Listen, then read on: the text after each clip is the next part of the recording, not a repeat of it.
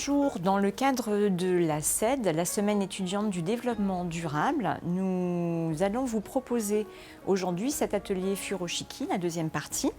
À savoir que pendant la semaine du 15 au 19 mars, vous seront proposés énormément d'ateliers, de sensibilisation à l'urgence de faire attention à notre environnement et de limiter nos déchets. Donc, nous en revenons donc au Furoshiki avec, pour commencer, un porte-gobelet très pratique pour les festivals. Donc, le petit bandana qu'on ne présente plus, vous en prenez un coin que vous glissez dans le passant de votre jean, comme ceci, pardon. Hop, et vous faites un nœud plat. Un nœud à l'endroit, un nœud à l'envers. Dans le deuxième passant du jean, marche aussi avec une ceinture, vous insérez un coin et toujours pareil, un nœud à l'endroit et l'autre à l'envers. Hop. Et là, vous avez votre petit porte-gobelet. Vos mains sont libres. Voilà, vous êtes complètement autonome au niveau de vos mains. Prêt à applaudir pour les festivals dès que ça reprendra.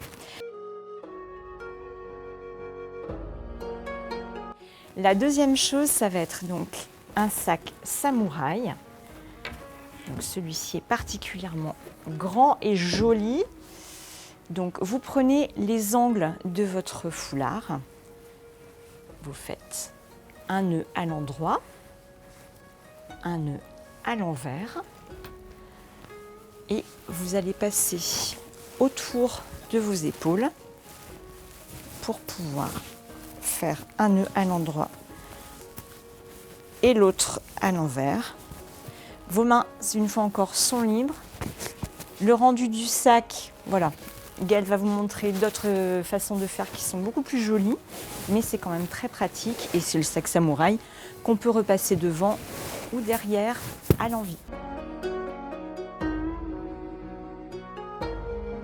Donc je vous propose un pliage donc Furoshiki pour pouvoir emballer votre tapis de yoga.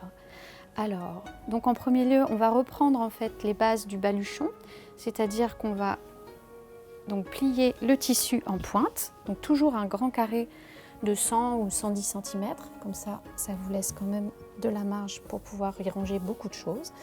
Donc toujours un premier nœud ici, un second nœud à l'autre extrémité. Ensuite, donc on va ouvrir et retourner pour y incorporer les deux nœuds. Hop, voilà, on secoue bien. On va donc y insérer le tapis.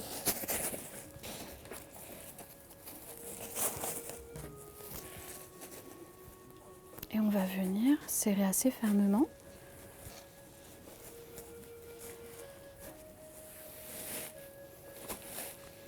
Et ensuite, faire une boucle qui va servir d'anse pour pouvoir transporter le tapis de yoga. Voilà. Deuxième possibilité aussi, donc un bento pour le midi, notamment pour les étudiants qui vont aux rues en ce moment, qui voudraient apporter leur contenant de manière éco-responsable et sans déchets. Donc toujours un tissu carré. Donc là pour le coup c'est une écharpe qui normalement est longue et rectangulaire qu'on a donc pliée pour en faire un carré. Donc vous pouvez le disposer donc au milieu, faire un premier nœud.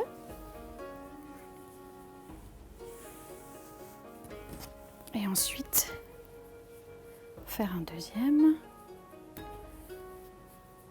toujours avec une anse aussi pour pouvoir le transporter. Hop, en resserrant bien.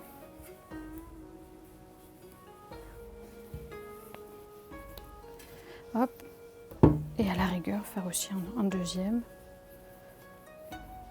pour avoir le moins de tissu et que le bento soit tenu fermement.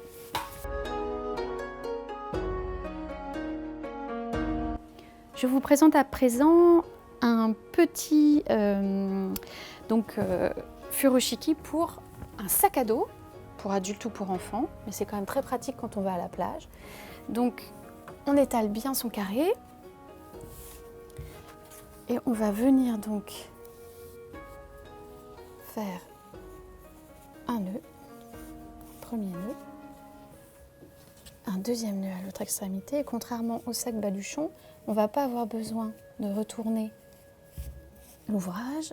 Il suffit juste de venir prendre les deux extrémités et de faire, voilà, de mettre les pointes. On va donc rejoindre la première pointe de manière assez courte, parce que ça va nous servir aussi au niveau des épaules.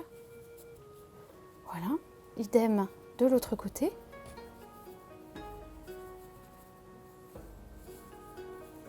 On va pouvoir déjà y ranger des petites choses. Hop,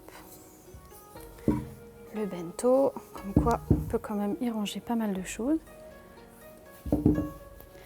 Ensuite, donc, vous retrouvez avec vos anses que vous pouvez